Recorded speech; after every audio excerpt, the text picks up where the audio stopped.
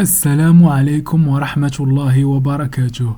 سوف يواجه المنتخب السعودي منتخب جزر القمر في إطار الجولة الثانية من دور مجموعات بطولة كأس العرب، ويحتل المنتخب السعودي المركز الثاني برصيد 3 نقاط بعد فوزه في الجولة الأولى، بينما يحتل منتخب جزر القمر المركز الأخير بعد هزيمته الأولى ضد المنتخب المغربي.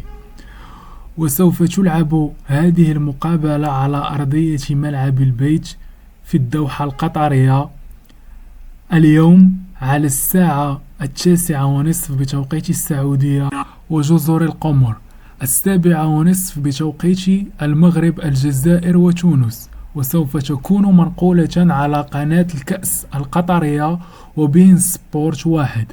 كل الحظ والتوفيق لكلا المنتخبين.